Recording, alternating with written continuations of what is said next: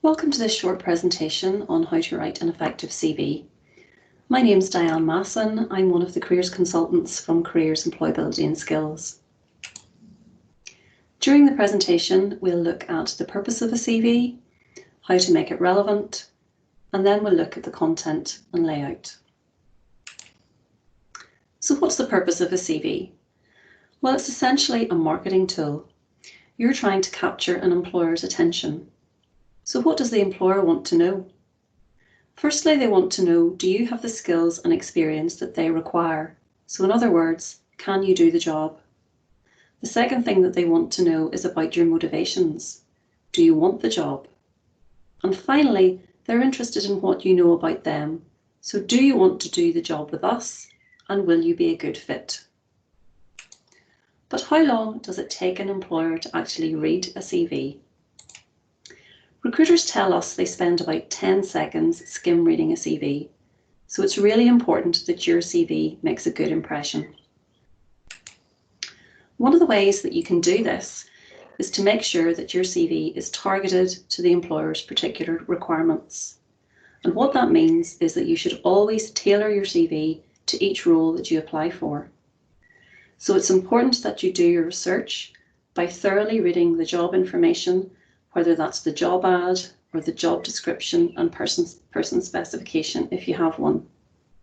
You should also research the sector and the organisation that you've applied to, and make sure that you're using good sources such as company website, LinkedIn, or it's even better if you can speak to a company representative at one of our employer events, or talk to someone you know who works for the company in a similar role to the one that you've applied for. Now let's look at the content of your CV. Firstly, you should include your personal information, so your name and contact details. We would normally suggest that you use your name as the title for your CV rather than giving it the title, CV or curriculum vitae. The other personal information you should include is your postal address, telephone number and email address.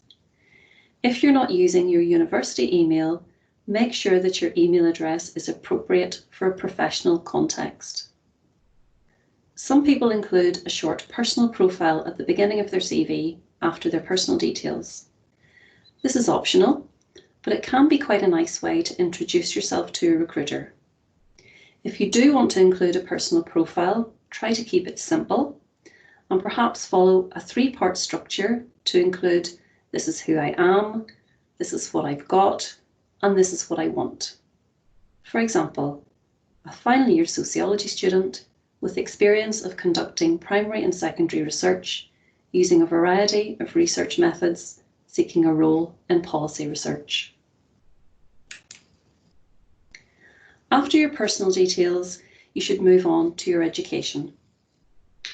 List your most recent first and go back to your A-levels or pre-degree qualifications and GCSEs or whatever international equivalents you might have. You need to include your current qualification, even if you haven't graduated yet, and it's a good idea to give an indication of your predicted classification if you can. It's also helpful to provide some detail of what you've done in your degree, such as the most relevant modules and other skills like presentation skills, group projects, and so on. Try to make this relevant to the job requirements. Next, you should include information about any work experience that you have, whether it's paid or voluntary. You can play around a little bit with this section. So if your most relevant experience is not your most recent, you could divide your experience into relevant experience and other experience. When it comes to other achievements, additional skills and interests, it very much depends on who you are and what you've done. So you might decide to list these in separate sections or all together in one section. But whatever you decide, some examples of things to include would be membership of a student committee, being a class or course rep, or fundraising activities. You might also want to inject a bit of your personality into your CV by including things like your personal interests. But all these additional things should add value to your CV and demonstrate qualities such as commitment, motivation, and resilience. Lastly, you should list the name and contact details of 2 referees, normally one academic and one work-related, or state that references are available on request. Details of age, gender, nationality or marital status are not a requirement on a UK CV, nor is it a requirement to include a photograph. When you're listing your experiences, whether that be work experience or extracurricular experiences, it's important to focus on achievements rather than day-to-day duties. So as an example, you can see here the candidate has listed their duties around serving customers, handling cash, and general maintenance. But it's really difficult to tell how this experience is relevant to a graduate job. In this second example, the candidate has talked about the skills they have gained, such as working as part of a team, providing good customer service, dealing with challenging situations, and working under pressure, which is much better aligned to the skills that a graduate recruiter is looking for.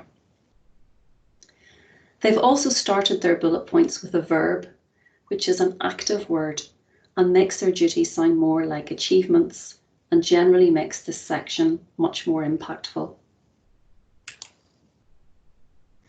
When thinking about overall layout and presentation of your CV, here are some things to consider. It's important that your CV is a professional looking document and it's easy to read. For most undergraduate CVs, the reverse chronological format probably works best. There are some variations for CVs for academic and research posts, and our website provides information on these types of CV. Your CV should also be an appropriate length, which in the UK usually means maximum of 2 sides of A4, but it's good to check the conventions for a particular role and country. For example, a 1-page resume is more common in the US. Make sure that the document is easy to read and can be scanned quickly, bearing in mind that we said a recruiter normally takes around 10 seconds to scan a CV. So use clear headings and write in short paragraphs. You could also consider using bullet points to break up the text, and always check spelling and grammar. So just to summarise our key points. Firstly, make it relevant. Tailor your CV for each job that you're applying for. Think about the content, provide enough detail to add value to your CV, and focus on achievements rather than day-to-day tasks. When it comes to layout and presentation, aim for 2 sides of A4 that's clear and easy to read. And finally, don't forget that Careers, Employability and Skills are here to help you with your CV. We're currently offering CV check appointments online through Microsoft Teams, and you can book an appointment in the usual way through My Future. You also have access to VMock, which is an online CV checker, where you can upload your CV and get instant feedback. We would suggest using VMock in conjunction with a CV check appointment, where you can discuss your feedback in more detail with a careers consultant. I hope you found the presentation useful, and I look forward to seeing you all face to face in the not too distant future.